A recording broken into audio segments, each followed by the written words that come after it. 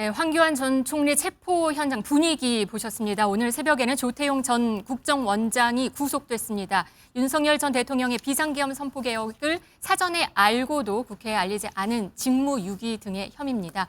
조태용 전 국정원장은 그동안 계엄령 사태와 관련해서 홍장원 전 국정원 1차장과 팽팽한 대립을 보였는데요. 이 조태용, 홍장원 그들의 발언들 직접 들어보시겠습니다. 전화를 받으니까 이번에 다 잡아들여서 싹 다 정리해라 라고 말씀하셨습니다. 홍 차장 말을 신뢰하기가 좀 어렵습니다. 정무집계회 때 바로 제 앞에 앉아 계셨거든요. 그거 어떻게 말씀 안 드릴 수가 있습니까? 저한테 보고하지 않았다는 말씀을 제 명예를 걸고 다시 한번 확인하겠습니다. 그 CCTV가 정확한다 하더라도 저는 나름대로 몇 가지 부분에 대해 의문을 가지고 있습니다.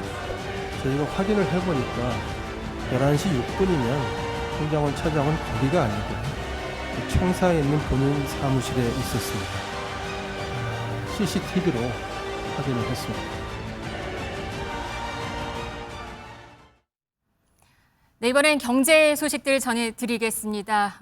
이번 주 들어서 반등에 성공한 코스피 지수 오늘도 나쁘지 않은 모습입니다. 한 4,100선에서 공방을 거듭하는 모습인데요. 오늘 경제 라이브는 이 이야기부터 하겠습니다. 허준영 서강대 경제학부 교수, 고란 경제전문기자 함께하십니다. 안녕하세요. 안녕하세요. 네, 요즘 코스피 4천을 넘으면서 장밋빛 전망들이 나오면서 주식 투자를 하거나 하고 싶은 아니면 하려고 하시는 분들 많으실 겁니다. 그런데 정부가 주식에 장기 투자를 하면 좀 혜택을 줄 것 같습니다. 한번 보시겠습니다. 이 국내 주식 장기 투자 촉진 이렇게 돼 있는데 우리 경우에 장기 투자에 대한 세제 혜택이나 이런 게 좀 충분한가요? 좀 강화해서 장기 투자하면은 좀 진짜 인센티브 좀 많이 네. 스की임을 좀 바꾸도록 하겠습니다. 근데 이 장기 투자에 대해서 인센티브 부여 제도에 대해서 반론이 그런 게 있더라고요. 결국 대주주들이 혜택 보는 거 아니냐. 대주주들은 경영권 네. 확보를 위해서 그냥 원래 가지고 있는 거잖아요. 네네. 근데 거기에 해주면 또 뭐 부자 감세 논란이 있을 수 있어서 그거는 일반 투자자들을 좀 장기 투자에 대해서 혜택을 주는 방식으로 네. 좀 세부적으로 잘 만들어 주시기 바랍니다. 네, 알겠습니다. 네, 배당소득 분리과세 기준 완화 하루 만에 이번엔 또 세제 혜택 카드를 내미는 것 같습니다. 고란 기자, 이게 지금 세제 혜택인 거죠? 네, 어떤 맞습니다. 인센티브를 준다는 걸까요? 뭐 인센티브를 줘서 어쨌든 목표는 주식시장 활성화가 되겠고요. 장기 투자 인센티브를 많이 줘라라는 부분에 있어서요. 사실 이게 조금 우리 현실과는 좀 맞지 않는 부분이 있습니다. 네. 왜냐하면요. 현재 국내 주식에 직접 투자할 경우에는 종목당 50억 원 이상 보유한 대주주가 아니면요. 양도소득세, 그러니까 싸게 사서 비싸게 팔았을 때 얻는 그 차익에 대한 세금을 내지 않습니다. 이거를 지난 정권에서 이제 도입을 하려고 했던 게 금융투자소득세라는 게 있습니다. 하지만 여러 투자자들의 이제 반대에 부딪혀가지고 결국 물러났기 때문에요. 현재로서는 주식 매매 차익에 대한 양도소득세가 없습니다. 때문에 주식을 잠깐 들고 있건 길게 들고 있건 어쨌든 세금을 안 내거든요. 네. 그래서 대통령이 말한 식의 장기 투자를 유도하는 식의 세제 혜택은 지금 현재로서는 조금 뭐 어렵고요. 다만 이제 우리가 알아볼 수 있는 건 국내 주식형 펀드, 상장지수 펀드, ETF 투자할 때는요. 개인종합자산관리계좌 ISA에서요. 3년 이상 투자해야만 일부 비과세나 분리과세 혜택이 주어집니다. 네. 또 연금계좌 활용해도 세액공제 받을 수는 있긴 하지만 이거는 이제 직장인들에게만 해당되는 내용이고요. 그래서 아마 요 ISA 비과세 혜택을 확대한다던가 아니면 요거를 뭔가 특별하게 묶어가지고 장기 투자할 때 경우에는 펀드 같은 경우에 뭔가 혜택을 주는 방식을 도입할 수 있지. 근데 이렇게 해도요, 사실 절감되는 세수가 그렇게 크지 않거든요. 개인 입장에서 봤을 때는. 네.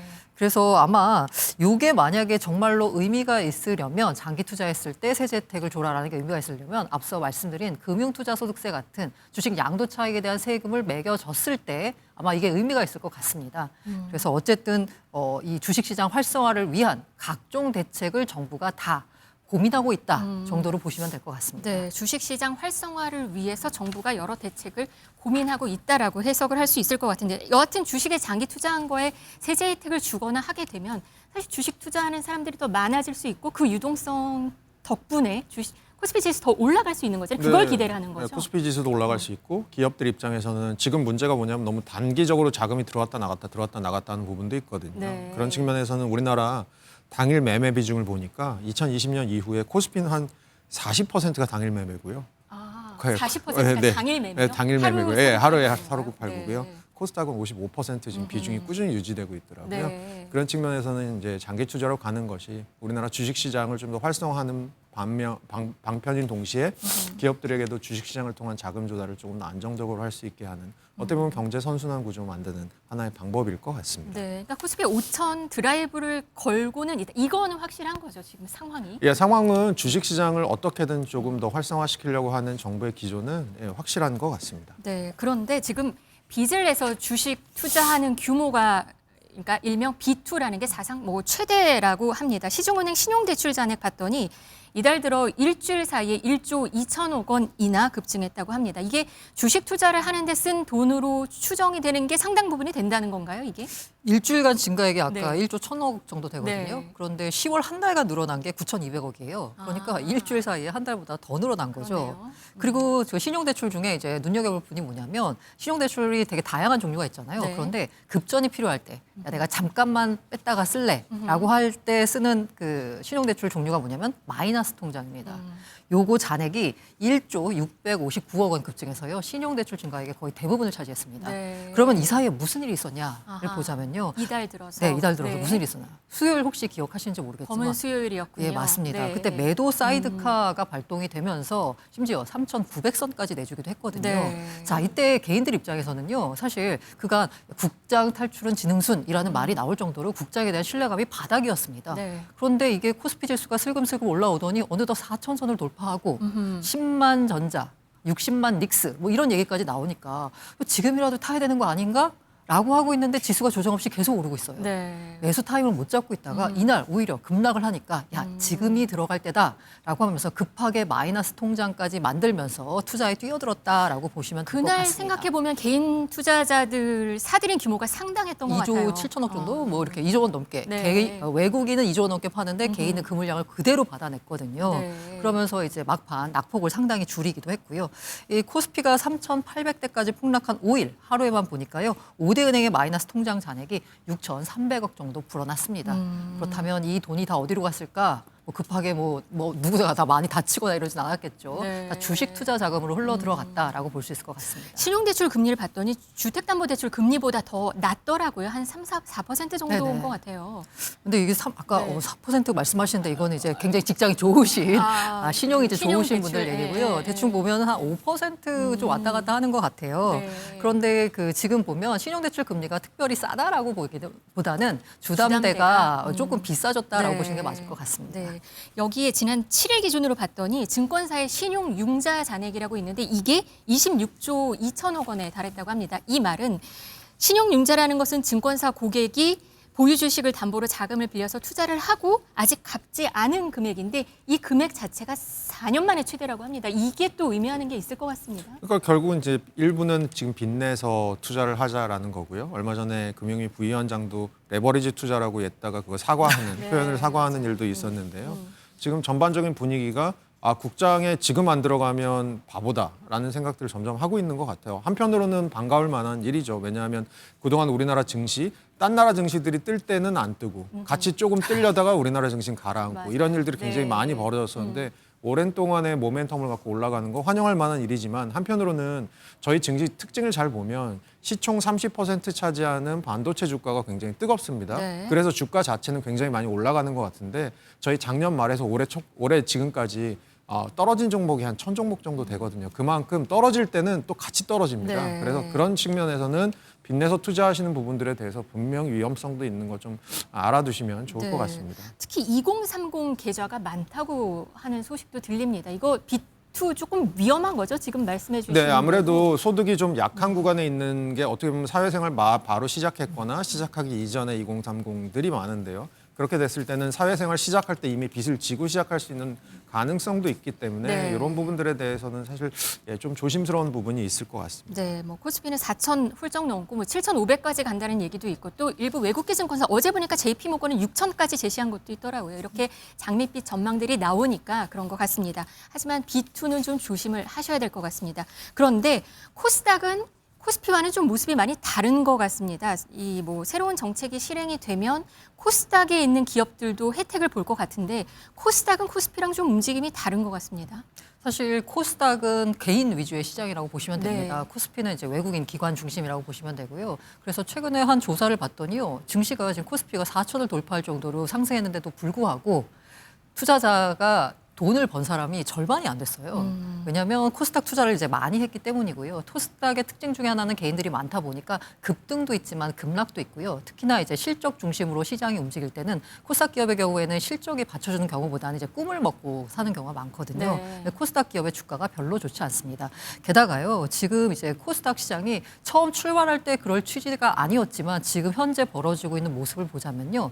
미국은 뉴욕 증권거래소는 약간 전통 기업, 그리고 나스닥 같은 경우는 기술주 위주의 기업, 이렇게 조금 역할이 좀 분담돼 있잖아요. 네. 그런데 우리도 그렇게 출발했습니다. 이 코스닥 쪽에다 뭔가 기술 중심의 기업들이 많이 상장을 해서 성장성이 있는 기업들이 많이 모여 있는 시장이다라고 포지셔닝을 했지만 지금 현재의 상황을 보자면 사실 코스닥은 코스피의 하위 시장 느낌입니다.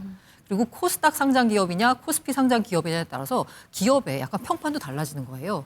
기업 입장에서는 코스닥에 있으면 괜히 내가 좀 뭔가 못난 기업인가? 라는 생각을 하게 되는 거죠. 그러다 보니 시장에서 이제 주가도 그런 식으로 평가를 받고 있고요. 그러다 보니까 한때 코스닥에 상장했던 잘 나가던 기업들, 네이버, 셀트리온, 카카오 지금은 다 코스피로 이전했습니다. 네. 이러다 보니까 좋은 기업은 성장해서 어느 정도 밸류를 받고 나면 코스피로 이전해버리고 코스닥에 신규 상장하는 기업들은 그만큼의 성과를 못 보여주고 나니까 코스닥이 지금 현재 천스닥이라는 뭐 말 나오잖아요. 아직 천에도 못 미치는 상황이 펼쳐졌습니다. 네. 이 부분은 분명히 고쳐야 되는 거고요. 사실 글로벌 시가총액 상위 기업 가운데 아람코, 대만의 TSMC 빼고 나면 다 나스닥 상장 기업이에요. 나스닥은 사상 최고치 맞아요. 계속 기록했잖아요. 뉴욕 증권 거래소가 아니라 그래서 이제 코스닥이 우리나라 한국의 기술주 기업이 모여 있는 나스닥과 비슷한 그런 성장주 위주의 시장이다라는 식으로 다시 한번 포지셔닝을 해야 될 것 같습니다. 네. 코스닥 시장 지금 별로 안 좋은데 전망은 어떻게 할 수 있을까요? 그러니까 사실은 최근 들어서 코스닥 흐름을 코스피랑 코스닥 흐름을 보면 그렇습니다. 5월, 6월부터 신정부 들어오고 나서 코스피 막 뜨기 시작했는데 그때는 왜 뜨냐면 신정부가 들어와서 주주, 개인 투자자 친화적인 정책을 할 거다. 배당 성향 같은 거 늘릴 거다. 그럼 그때 누가 떴냐? 배당 성향 높일 수 있는 여력 있는 증권이나 아니면 저희 금융지주들이 많이 떴잖아요. 네. 다 코스피에 있습니다. 그리고 최근 들어서 반도체 기업 다 코스피에 있습니다. 그래서 코스닥은 결국 이제 약간 계절성을 많이 타거든요. 아까 고란 기자님 말씀해 주신 것처럼 실적이 좀 나오면서 내년 초반에 괜찮은 실적이 나오는 기업들의 코스닥 주가들이 좀 올라갈 가능성 그런 부분들에 지금 아마 기대를 걸고 있는 것 같습니다. 그러면 내년 통상 연말 연초에 좀 강세라고 하는데 그럼 네. 내년 초엔 좀 기대해 볼 만할까요? 아무래도 천세가 될 수 네 있어요? 그리고 전반적으로 지금 유동성이 많이 시장에 몰려 있는 상황이기 때문에 네. 일종의 약간의 낙수 효과도 있지 않을까 평소보다는 더 이런 생각을 할 수는 있을 것 같습니다. 네, 이 와중에 그러니까 코스피 불장에 또 한 가지 소식이 있습니다. 그러니까 IPO 대어들이 들어오고 있다 이런 얘기가 있습니까? 다시 말하면 공모주 시장을 한번 관심 가져볼 만하다 이 얘기인데요. 그러니까 IPO는 증시에 비상장 기업인데 증시에 상장시키기 위해서 기업 공개를 하는 겁니다. 그러면 투자자 입장에서는 뭐 성장 가능성이 있는 기업에 투자를 할 수 있는 게 되고요. 또 사실상은 공모주에 투자라면 시세 차익이 상당합니다. 그래서 관심이 높은 것 같습니다. 이번에 좀 좋은 기업들이 많이 들어오나요? 사실 연초에 이제 시장 분위기가 좋지 않았잖아요. 네. 시장 분위기가 좋아진 건 이제 거의 최근 들어서고 그러다 보니까 올해 IPO 시장의 공모 금액이 3조 원대에 불과합니다. 이게 어느 수준이냐? 21년도에 19조 7천억이었고요. 22년에 15조 6천억이었어요. 이런 사상 최대 호황기와 비교하면 3조 원? 그야말로 침체 수준이다라고 볼 수 있을 것 같습니다.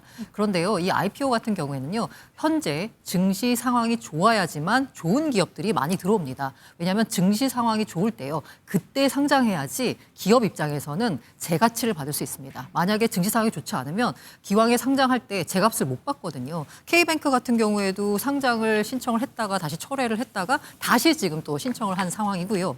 당장 기대되는 대여급이라고 하면요.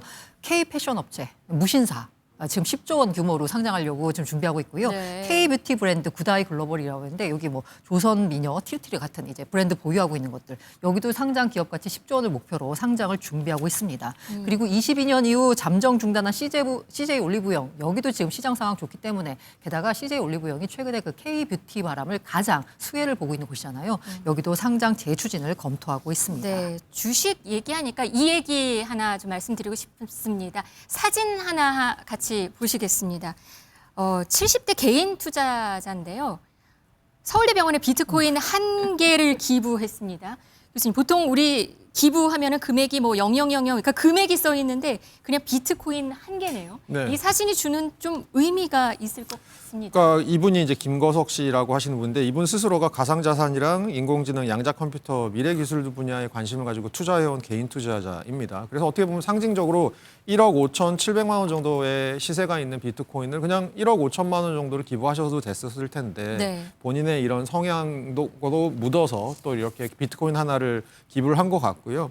사실 최근에 정부에 비영리법인 가상자산 현금화 가이드라인이라는 게 있습니다. 최근 들어서 저희가 현금으로 기부하시는 분들도 있지만 이렇게 가상자산으로 기부하시는 분들이 있잖아요. 네. 이분도 이미 이전에 대한적십자사에도 가상자산으로 비트코인으로 기부를 하셨었거든요. 그래서 가이드라인 뭐냐면 요거를 현금화해서 서울대병원에서는 요건 병원 발전 기금으로 쓰겠다. 마치 1억 5,700만 원이 현금으로 들어온 것처럼 바꿔서 쓰겠다라는 건데 이 비트코인 같은 것들이 이렇게 기부에도 쓰이고 있다라는 사실 자체가 굉장히 놀라운 점인 것 같습니다. 뭐 서울대병원 이거 바로 현금화하나요? 아니면 투자해가지고 좀 더 기대의 수익률을 높일 수도 있잖아요. 제가 비트코인. 개인적으로 생각해 봤을 때는 바로 현금화할 가능성이 좀 클 것 같고요. 뭐 오히려 투자를 하는 데 있어서 리스크 같은 것들이 생기면 오히려 이 기부하신 분에게는 조금 누가될 수 있는 일이기 때문에 아마 지금 현금화를 하지 않을까라고 네. 생각하고 있습니다. 70. 네. 네, 참고로 말씀드리자면요. 연세대 총동문회가 최근에 동문회비와 특별회비를 기존에는 이제 신용카드, 지로, 무통장 입금 등으로 받았거든요. 그런데 비트코인, 테더, USDC 그 코인으로 받기 네. 시작했습니다. 이게 해외에서 송금을 하려고 하니까 힘들대요. 그래서 코인으로 좀 받아달라라는 요청에 따라서 했다라고 합니다. 네. 생활 속으로 이제 코인이 결제 수단으로 기부 수단으로서 들어오는 모습입니다. 네, 이 70대 개인 투자자 김 씨는 아까도 말씀하셨는데 지난 8월에도 대한적십자사랑 사랑의 열매에도 비트코인 1개씩을 기부했다고 합니다. 뭐 최초 투자 시기가 언제인지는 모르겠지만 여하튼 좋은 투자인 것 같습니다.